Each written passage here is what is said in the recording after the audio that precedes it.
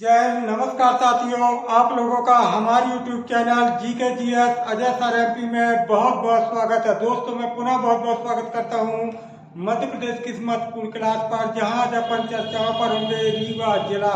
तो दोस्तों, आज बताने वाले हैं रीवा को क्यों कहते हैं सफेद शेरों का जिला, किस नदी के तट पर होगा रीवा, तो किस प्रकार से क्वेश्चन बन सकते हैं। बनिएगा, आप रहिएगा हमारे साथ, क्योंकि आज अपन चर्चाओं पर होंगे बहुत ही महत्वपूर्ण मध्य प्रदेश से ये जिला अर्थात रीवा जिला।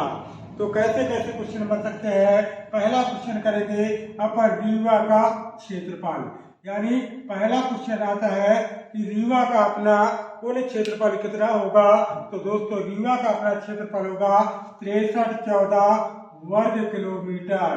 कितना होगा? हाँ दोस्तों, 6314 वर्ग किलोमीटर का क्षेत्रफल होगा अपने रीवा का, यानी 6314 वर्ग किलोमीटर। बात करेंगे यहाँ की तहसीलें, अर्थात रीवा में कुल कितनी तहसीलें स्थित है, यानी कितनी तहसीलें हैं। तो दोस्तों याद रखिएगा, अपने रीवा में तहसीलों की संख्या होगी 11। कितनी होगी दोस्तों? 11, यानी 11। यदि कल प्रश्न आता है कि रीवा में कुल कितनी तहसीलें हैं, तो दोस्तों याद रखिएगा, रीवा में तहसीलों की संख्या होगी 11। बात करेंगे रीवा के विकास खंडों की कि रीवा में कुल कितने विकास खंड हैं। तो याद रखिएगा, अपने रीवा में विकास खंडों की संख्या होगी दोस्तों 9। कितनी होगी? 9, यानी 11 तहसीलें होगी और 9 विकास खंड है अपने रीवा में, जिसका क्षेत्रफल होगा 6314 वर्ग किलोमीटर। अगला एक महत्वपूर्ण क्वेश्चन, औद्योगिक केंद्र। किसकी बात करेंगे दोस्तों? औद्योगिक केंद्र, यानी रीवा का अपना औद्योगिक केंद्र क्या होगा। तो दोस्तों याद रखिएगा, रीवा का औद्योगिक केंद्र होगा उद्योग विहार। क्या होगा? उद्योग विहार। यदि कल प्रश्न आता है कि उद्योग विहार किसका औद्योगिक केंद्र है, तो दोस्तों रीवा का। किसका है? अपने रीवा का। इसके बाद बात करेंगे प्राचीन नाम की कि रीवा को प्राचीन समय में किस किस नाम से जाना जाता था, अर्थात पुराने समय में रीवा को किस नाम से जाना जाता था। तो दोस्तों याद रखिएगा, रीवा को रेवा भी कहा जाता था और रीवा को भता भी कहा जाता था। क्या कहा जाता था? भता। यानी अगर रीवा के प्राचीन नाम की बात करते हैं तो दोस्तों रेवा के नाम से भी जाना जाता था और भता के नाम से भी जाना जाता था। अगला एक महत्वपूर्ण क्वेश्चन, रीवा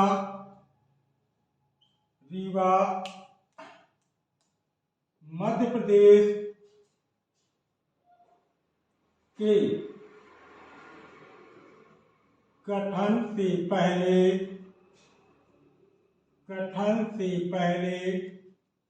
सी स्टेट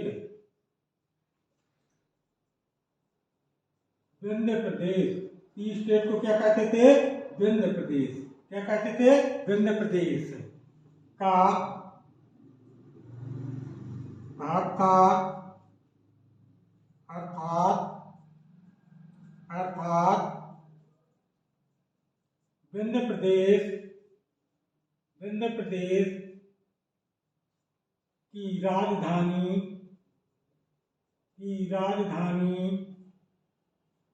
रीवा थी। क्या थी? विंध्य प्रदेश की राजधानी रीवा थी। आपको ज्ञात होगा दोस्तों कि सन 1947 में भारत देश आजाद हुआ, लेकिन मध्य प्रदेश बनेगा 1956 यानी 1956 में। तो उस समय हुआ क्या था कि 47 से लेकर के 56 तक मध्य प्रदेश को 4 भागों में बांटा गया था और 4 भाग तथा 3 श्रेणियां समाहित थी। तो ए स्टेट जिसे सेंट्रल प्रोविंस एंड बरार कहते थे, बी स्टेट जिसे मध्य भारत कहते थे, सी स्टेट को विंध्य प्रदेश के नाम से जाना जाता था। ए स्टेट की राजधानी नागपुर और बी स्टेट की राजधानी ग्वालियर और इंदौर थी, और वहीं पर सी स्टेट की राजधानी थी रीवा।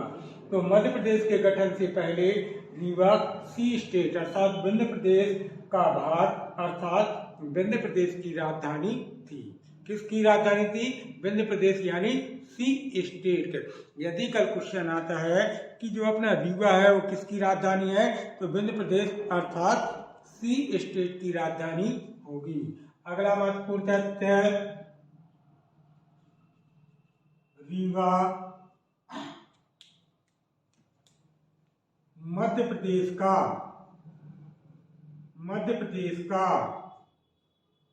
सबसे ज्यादा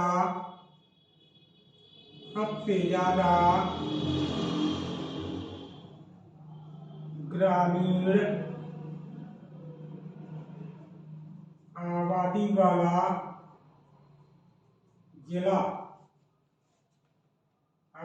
वाला जिला है। क्लियर दोस्तों? अर्थात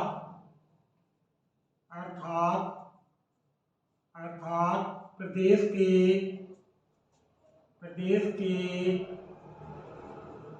सबसे ज्यादा गांव रीवा में आते हैं। कहाँ आते हैं? रीवा में। क्लियर दोस्तों? हमने क्या बात की है कि मध्य प्रदेश का सबसे ज्यादा ग्रामीण आबादी वाला जिला कौन है? रीवा। अर्थात मध्य प्रदेश के 52 जिलों में रीवा एक ऐसा जिला जहां अधिकांशतः ग्रामीण जनसंख्या अर्थात सबसे ज्यादा गांव है, इसीलिए वहां पर क्या अधिकांशतः जो ग्रामीण आबादी वाला जिला है कौन? अपना रीवा। क्लियर? अर्थात प्रदेश के सबसे ज्यादा गांव किस जिले में है? तो दोस्तों रीवा में है। और ग्रामीण आबादी वाला जिला कौन है? तो अपना रीवा। क्लियर? कौन है? रीवा। अगला महत्वपूर्ण क्वेश्चन, रीवा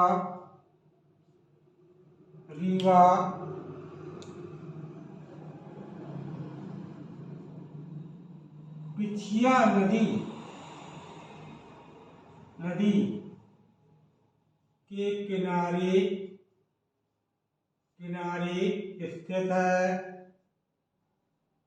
स्थित है और रीवा का लिंगानुपात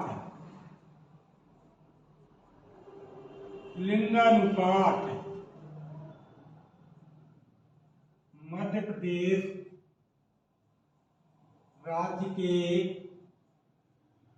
के बराबर का है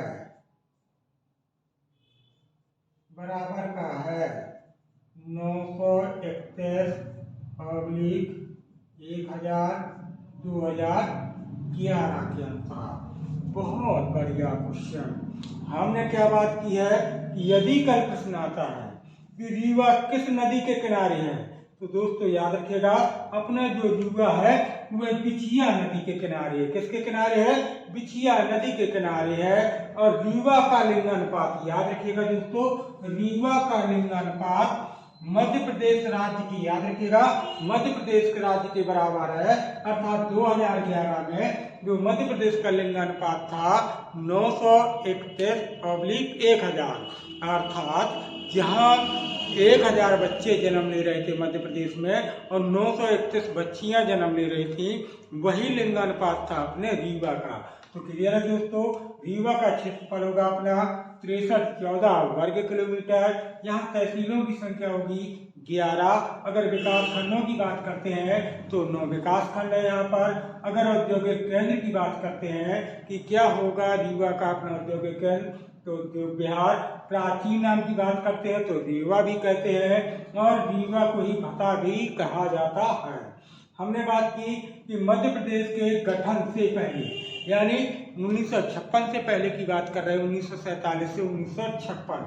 तो 1956 के पहले अर्थात मध्य प्रदेश के गठन से पहले रीवा जो था वह सी स्टेट अर्थात विंध्य प्रदेश में आता था। विंध्य प्रदेश का भाग था। अर्थात विंध्य प्रदेश की राजधानी कौन थी?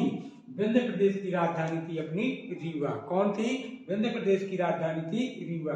फिर हमने बात की कि मध्य प्रदेश का सबसे ज्यादा ग्रामीण आबादी वाला, अर्थात गांव में सबसे ज्यादा किस जिले में लोग निवास करते हैं, ग्रामों में, तो याद रखिएगा रीवा में।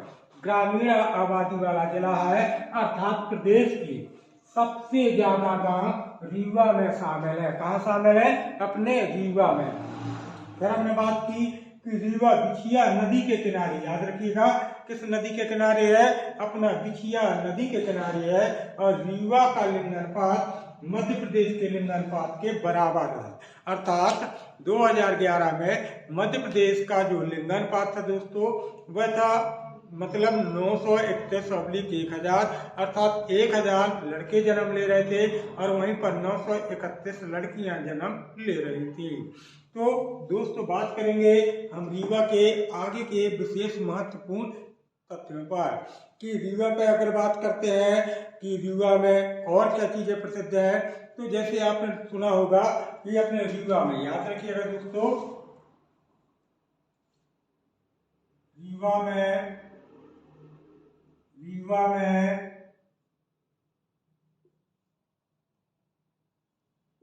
ठाकुर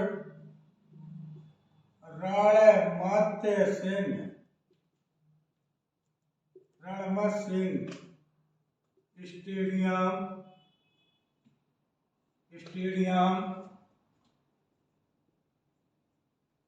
स्थित है। क्लियर दोस्तों?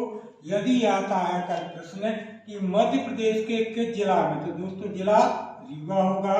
मध्य प्रदेश के किस जिला में ठाकुर रणमत सिंह स्टेडियम स्थित है, तो दोस्तों याद रखिएगा मध्य प्रदेश का रीवा एक ऐसा जिला है जहां पर ठाकुर रणमत सिंह स्टेडियम स्थापित किया गया है। क्लियर है दोस्तों? अगला महत्वपूर्ण तथ्य, रीवा में सन 1968 में अवधेश प्रताप विश्वविद्यालय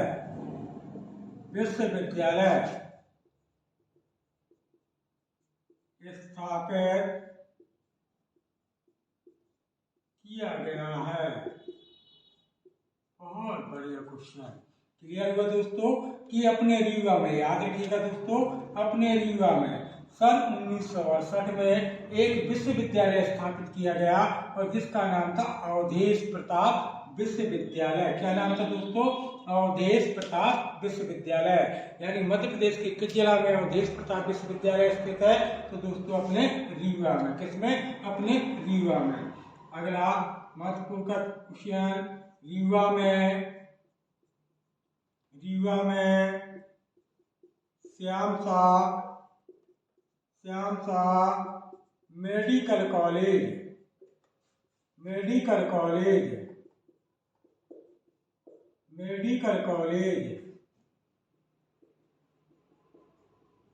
स्थापित किया गया है। बहुत बढ़िया क्वेश्चन। क्या बात की है कि अपने रीवा में कौन सा मेडिकल कॉलेज है, तो दोस्तों याद रखिएगा श्याम शाह मेडिकल कॉलेज कहाँ पर स्थित है, तो अपने रीवा में। यानी मध्य प्रदेश का रीवा एक ऐसा जिला जहां पर श्याम शाह मेडिकल कॉलेज स्थापित किया गया है। कहां पर? अपने रीवा में। अगला, रीवा में मध्य प्रदेश का पहला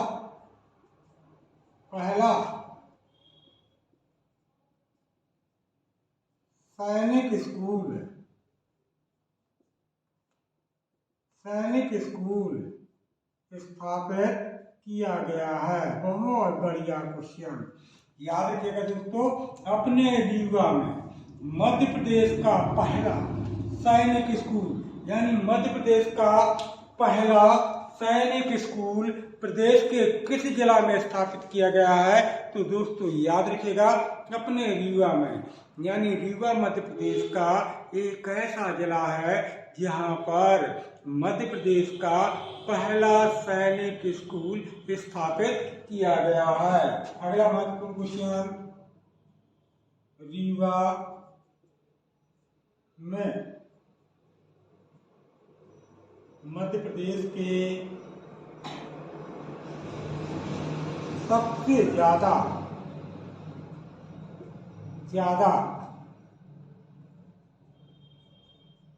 जानवर पाए जाते हैं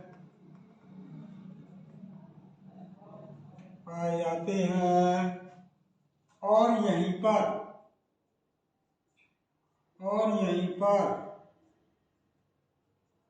सबसे ज्यादा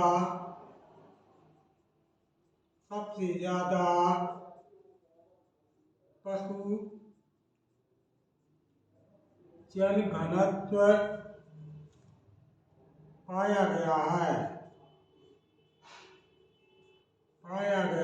बहुत बढ़िया क्वेश्चन दोस्तों।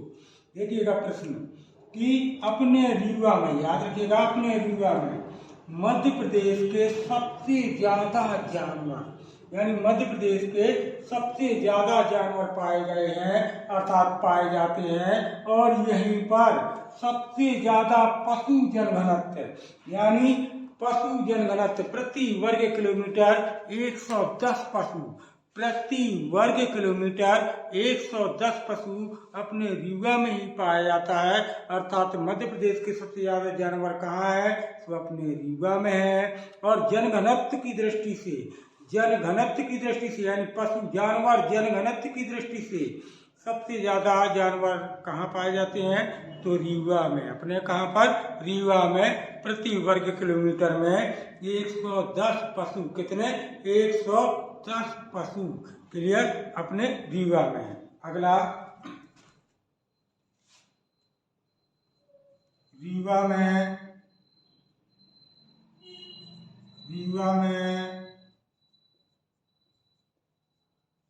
पशु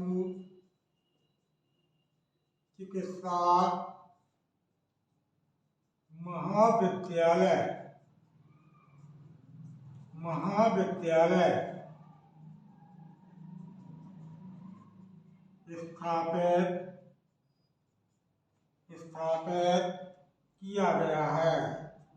स्थापित किया गया है। बहुत बढ़िया क्वेश्चन दोस्तों।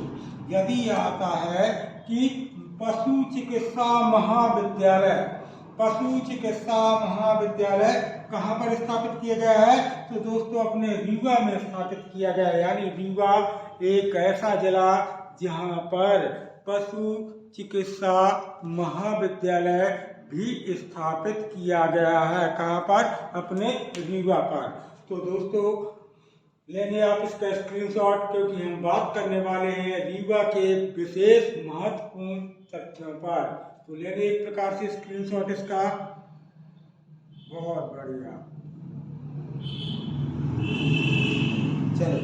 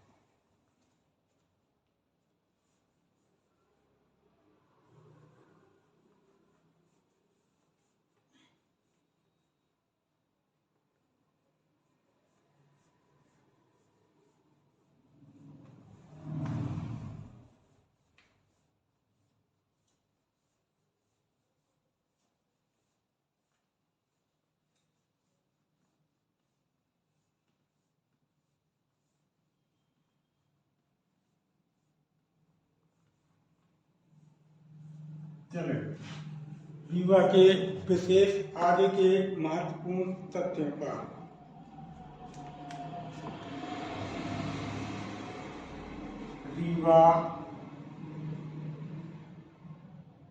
रीवा को सफेद शेरों की भूमि, सफेद शेरों की भूमि कहा जाता है? बहुत बढ़िया क्वेश्चन। यानी मध्य प्रदेश के किस जिला को, तो याद रखिएगा जिला कौन होगा? रीवा, जिसे सफेद शेरों की क्या कहते हैं? भूमि कहते हैं। अर्थात कल प्रश्न आता है कि मध्य प्रदेश के किस जिला में सफेद शेर पाए जाते हैं, यानी मध्य प्रदेश के किस जिला में सफेद शेर पाए जाते हैं? तो दोस्तों याद रखिएगा अपने रीवा में। कहाँ पर पाए जाते हैं? रीवा में। यानी रीवा मध्य प्रदेश का एक ऐसा जिला है जो सफेद शेरों के लिए अत्यधिक प्रसिद्ध है। सफेद शेरों के लिए अत्यधिक प्रसिद्ध है। अगला महत्वपूर्ण फैक्ट है, रीवा में सोन नदी पर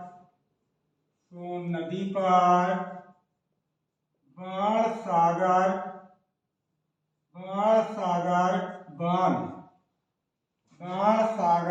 बांध बनाया गया है। बहुत बढ़िया क्वेश्चन। पहला प्रश्न पहले समझेंगे कि बाण सागर बांध कहाँ पर है? तो दोस्तों बाण सागर बांध है अपने रीवा में। फिर क्वेश्चन करता है कि जो बाण सागर बांध है वह किस नदी पर है? तो सोन नदी पर। सोन नदी जो मध्य प्रदेश की ऐसी नदी जो सीधे के सिमती गंगा, यानी बिहार की राजधानी पटना के समीप सीधे गंगा से मिलने वाली है सोन नदी, जिसकी कुल लंबाई होगी 780 किलोमीटर और जिसका उद्गम है अनूपपुर जिला के अमरकंटक से। तो उसी सोन नदी पर याद रखिएगा दोस्तों बाण सागर बांध बनाया गया है और वह कहाँ पर स्थापित किया गया है? अपने रीवा में स्थित है। कहाँ पर स्थित है? अपने रीवा में। यदि आता है कि बाण सागर बांध किस नदी पर है? तो सोन नदी पर है दोस्तों। और ये कहाँ पर स्थिति की अगर बात करते हैं तो रीवा में। कहाँ पर? रीवा में। अगला महत्वपूर्ण क्वेश्चन, रीवा में बाण सागर नियंत्रण बोर्ड की स्थापना की गई है। बहुत बढ़िया क्वेश्चन। याद रखिएगा दोस्तों अपने रीवा में बाण सागर नियंत्रण बोर्ड की स्थापना की गई। यानी कहाँ पर बाण सागर नियंत्रण बोर्ड की स्थापना की गई है? तो दोस्तों अपने रीवा में। क्लियर? कहाँ पर? अपने रीवा में। अगला महत्वपूर्ण क्वेश्चन, रीवा में बीहड़ नदी पर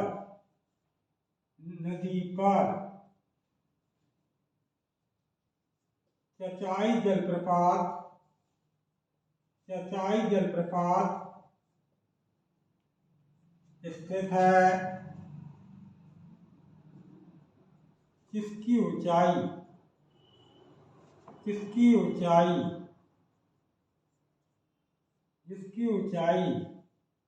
130 मीटर है तथा रीवा में ही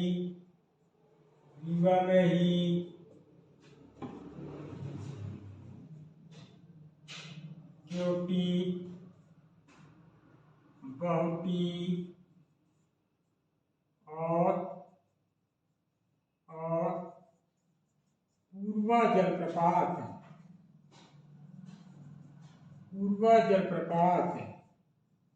स्थित है। बहुत बढ़िया क्वेश्चन। क्लियर है दोस्तों? हमने क्या बात की है कि अपने रीवा में एक नदी है जिसका नाम होगा बीहड़ नदी। क्या नाम है? बीहड़ नदी पर एक जलप्रपात है जिसे कहते हैं चचाई जलप्रपात। क्या कहते हैं? चचाई जलप्रपात। और पता है दोस्तों चचाई जलप्रपात की ऊंचाई कितनी है? 130। यानी चचाई जलप्रपात कहाँ है? अपनी बीहड़ नदी पर जो रीवा में स्थित है और जिसकी ऊंचाई 130 मीटर तथा रीवा में ही, अपने रीवा में ही कि एक केवटी जलप्रपात है, एक बहुटी जलप्रपात है और एक पूर्वा जलप्रपात, तो केवटी, बहुटी, रीवा और पूर्वा और चचाई, ये जलप्रपात कहाँ पर? अपने रीवा में स्थित हैं। याद रखिएगा, अपने रीवा में स्थित हैं चचाई जलप्रपात, केवटी, बहुटी, पूर्वा जलप्रपात, ये सभी जलप्रपात कहाँ पर स्थित हैं? अपने रीवा में। क्लियर? अगला महत्वपूर्ण क्वेश्चन, रीवा में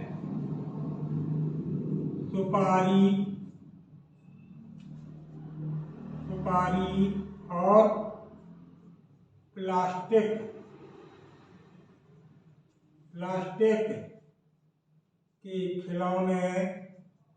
के खिलौने बनाए जाते हैं। बहुत बढ़िया क्वेश्चन। यानी कल प्रश्न आता है कि मध्य प्रदेश के किस जिला में सुपारी और प्लास्टिक के खिलौने बनाए जाते हैं? तो दोस्तों याद रखिएगा, अपने रीवा में। कहाँ पर? अपने रीवा में। क्लियर? अगला, रीवा मध्य प्रदेश में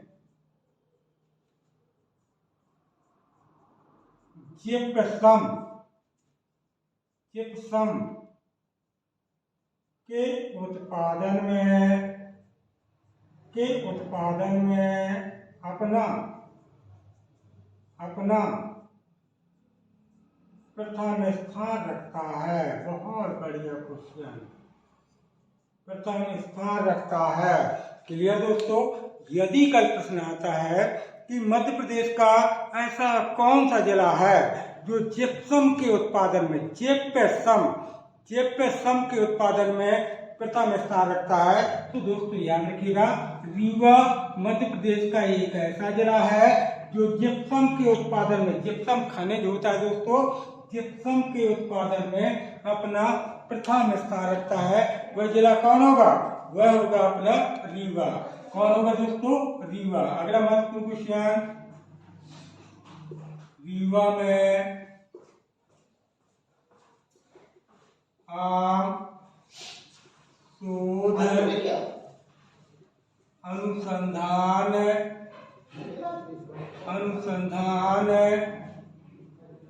केंद्र स्थित है। बहुत बढ़िया क्वेश्चन दोस्तों। याद रखिएगा, रीवा एक मध्य प्रदेश का ऐसा जिला कल आता है कि आम शोध अनुसंधान केंद्र कहाँ पर स्थित है? तो दोस्तों याद रखिएगा, अपने रीवा में आम शोध अनुसंधान केंद्र भी स्थापित किया गया है। अगला, रीवा में क्योथर पुरातात्विक स्थल स्थित है। बहुत बढ़िया क्वेश्चन, बहुत बढ़िया। अपने रीवा में दोस्तों याद रखिएगा, अपने रीवा में क्योथर नामक पुरातात्विक स्थल कहाँ पर स्थित है? तो दोस्तों याद रखिएगा, अपने रीवा में, रीवा मध्य प्रदेश का एक ऐसा जिला जहाँ पर क्योथर पुरातात्विक नामक स्थल स्थित है। क्लियर? अगला, रीवा में पुलिस वाहन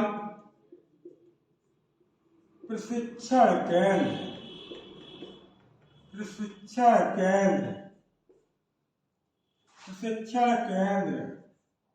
की स्थापना की गई है। बहुत बढ़िया क्वेश्चन।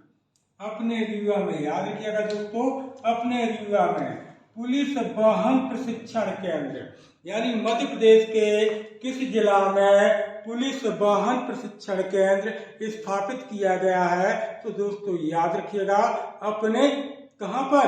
रीवा में, यानी रीवा में जो पुलिस के वाहन होते हैं उनको क्या दिया जाता है, ट्रेनिंग प्रशिक्षित किया जाता है। कहाँ पर, अपने रीवा में। क्लियर। अगला महत्वपूर्ण क्वेश्चन, रीवा आकाशवाणी की स्थापना 1977 में की गई थी। बहुत बढ़िया क्वेश्चन दोस्तों। रीवा में जो आकाशवाणी है उस आकाशवाणी की स्थापना कब हुई थी, 1977 यानी सन 1977 में रीवा आकाशवाणी की स्थापना की गई थी। जैसे दोस्तों कभी क्वेश्चन आता है मध्य प्रदेश की पहली आकाशवाणी, तो अपने इंदौर में सन 1955 में, दूसरी आकाशवाणी आपने भोपाल में सन 1956 में, जैसे आपने सुना होगा सागर आकाशवाणी तो 1995 में, ग्वालियर आकाशवाणी 1964 में, छतरपुर आकाशवाणी की स्थापना तो दोस्तों आपका 1976 में। लेकिन रीवा आकाशवाणी की स्थापना कब की गई थी, तो दोस्तों याद रखिएगा रीवा आकाशवाणी की स्थापना की गई थी 1977 में। कब की गई थी, 1977 में। यानी रीवा प्रदेश का एक ऐसा जिला जहाँ पर एक आकाशवाणी है अर्थात रीवा आकाशवाणी, और उसकी स्थापना की गई थी 1977। कौन सी, 1977। अगला, रीवा में जैव ऊर्जा पार्क स्थापित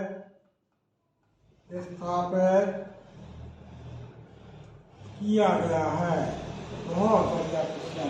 अपने रीवा में याद रखिएगा दोस्तों, रीवा में जैव ऊर्जा पार्क, यानी जैव ऊर्जा पार्क प्रदेश के किस जिला में स्थित है, तो दोस्तों याद रखिएगा अपने रीवा में। कहाँ पर, अपने रीवा में।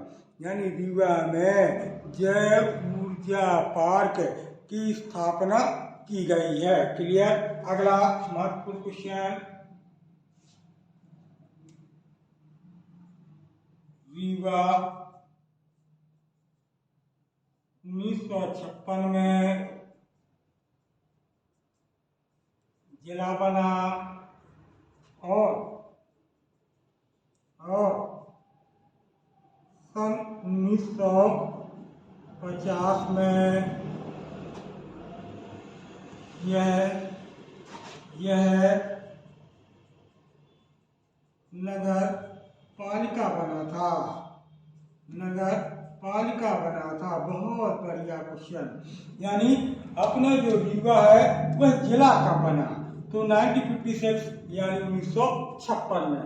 अगला आता है वह नगर पालिका कब बना, तो कब बना, 1950 में। यानी 1950 में रीवा नगर पालिका बनेगा और 1956 में रीवा क्या बनेगा, अपना जिला बनेगा। यानी क्लियर हुआ दोस्तों, रीवा नगर पालिका कब बनेगा, तो 1950 में बनेगा।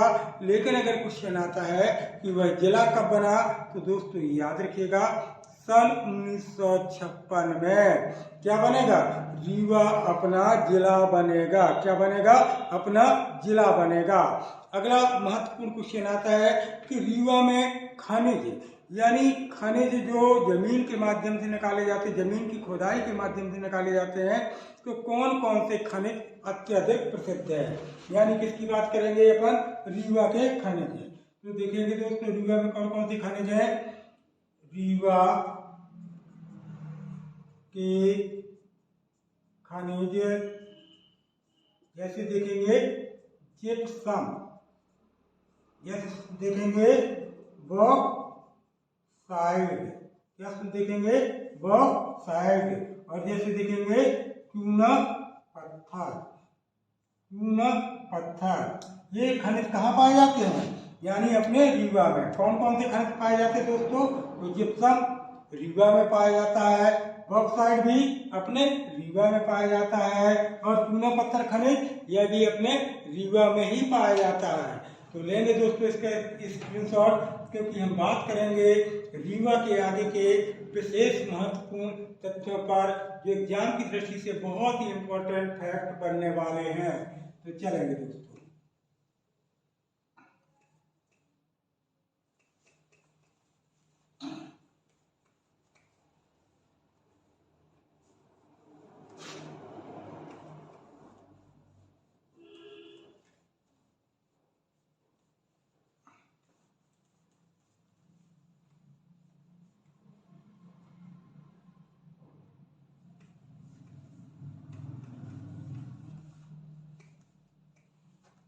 चलेंगे दोस्तों, और रीवा से क्या क्वेश्चन बन सकते हैं।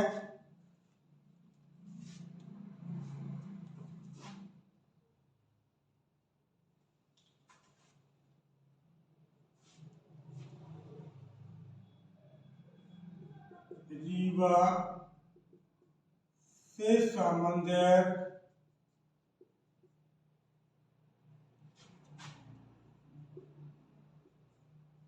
बॉलीवुड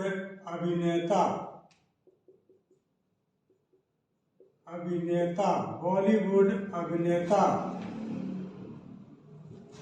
राज कपूर क्योंकि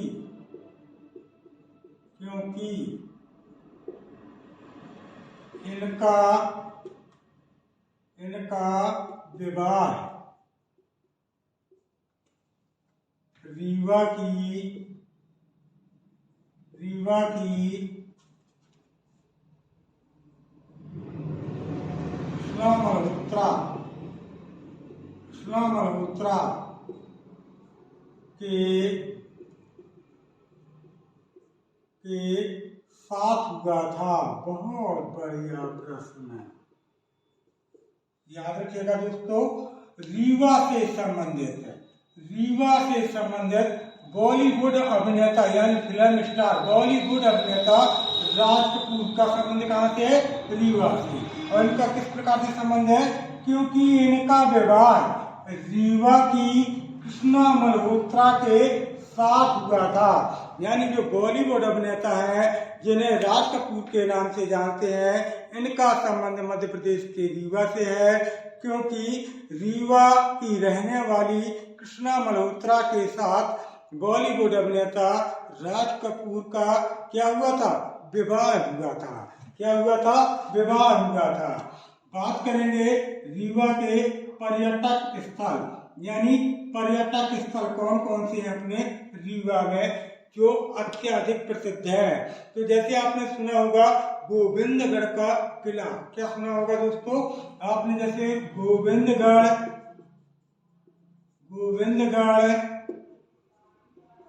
का किला, जैसे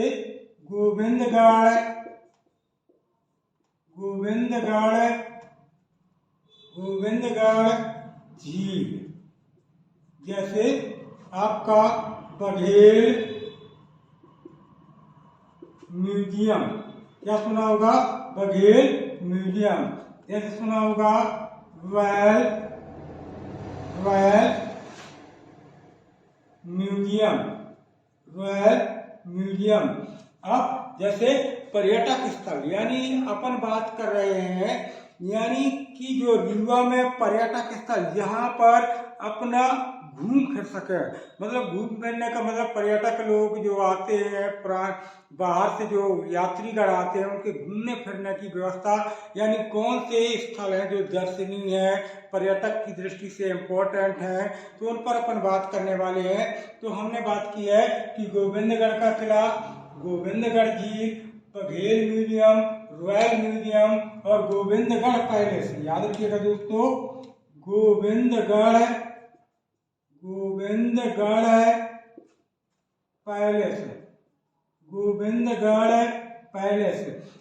याद रखिएगा, गोविंदगढ़ का किला भी पर्यटक है, गोविंदगढ़ नामक एक झील भी वहाँ पर्यटक है, बघेल म्यूजियम भी पर्यटक है, रॉयल म्यूजियम भी पर्यटक है, गोविंदगढ़ पैलेस भी यहाँ पर आपका पर्यटक स्थल है।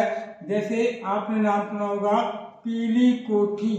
याद रखिएगा दोस्तों, एक सतना के चित्रकूट में भी है पीली कोटी, लेकिन यहाँ पीली कोटी जो अपने रीवा में पीली कोटी है, यह पर्यटक स्थल के रूप में अत्यधिक प्रसिद्ध है। जैसे आपने सुना होगा शिल्पी प्लाजा, क्या नाम सुना होगा दोस्तों? शिल्पी प्लाजा, यानी शिल्पी प्लाजा भी अपने रीवा का एक पर्यटक स्थल है। जैसे नाम सुना होगा आपने भैरव बाबा की मूर्ति, भैरव बाबा की मूर्ति, यानी अपने रीवा में एक भैरवनाथ, भैरव बाबा या भैरवनाथ की मूर्ति भी पर्यटक स्थल के रूप में जानते हैं। जैसे सफेद टाइगर सफारी, याद रखिएगा दोस्तों, सफेद टाइगर सफारी, यह भी अपने रीवा में क्या एक पर्यटक स्थल के रूप में जानी जाती है। तो देखेंगे कौन कौन से पर्यटक। गोविंदगढ़ का किला अपने रीवा में, गोविंदगढ़ नामक झील भी है अपने रीवा में, बघेल म्यूजियम देखेंगे। इसके बाद अपन रॉयल म्यूजियम भी कहाँ पर है? रीवा में। गोविंदगढ़ का पैलेस, यह भी रीवा में ही पर्यटक स्थल है। पीली कोटी, यह भी अपने रीवा में पर्यटक स्थल है।